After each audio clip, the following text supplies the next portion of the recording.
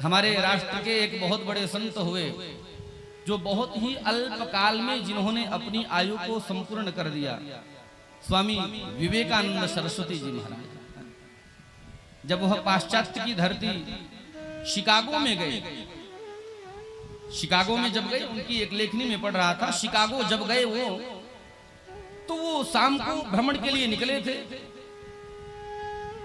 घूमने के लिए निकले। बगल से कोई कब्रिस्तान था, कब्रिस्तान के बगल से उनका निकलना हो रहा था स्वामी विवेकानंद जी का। उन्होंने क्या देखा, एक कोई कब्र के पास में कोई एक स्त्री बैठी है, कोई स्त्री बैठी है और उसके हाथों में पंखा है, पंखा झेल रही है, कब्र को पंखा कर रही है।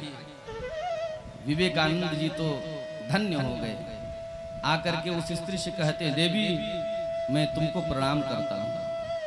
अरे अभी तक तो मैं ये जानता था कि पतिव्रता स्त्रियां केवल भारत में होती हैं, लेकिन आज यह देख करके प्रसन्नता हुई कि पतिव्रता स्त्रियां तो विदेशों में भी हैं।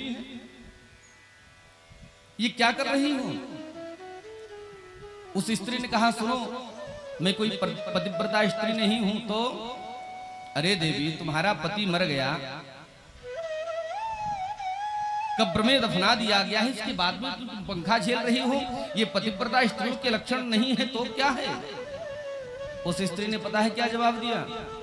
बोले महाराज जी मैं कोई पतिव्रता स्त्री नहीं हूं। तो बोले ये जो मेरा पति है ना, ये 8वें नंबर वाला पति है, इसके पहले हमारे 8 विवाह हो चुके, और हमारे यहाँ का नियम है पत्नी तब तक दूसरी शादी नहीं कर सकती है जब तक पहले पति की कब्र की मिट्टी सूख न जाए।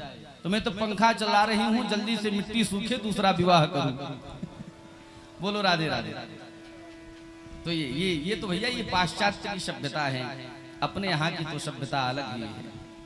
लेकिन मेरे माई बाप मैं क्षमा चाहूंगा, आजकल का प्रेम, आजकल का पतिव्रता धर्म तो बिल्कुल एकदम सत्यानाश कर दिया गया है।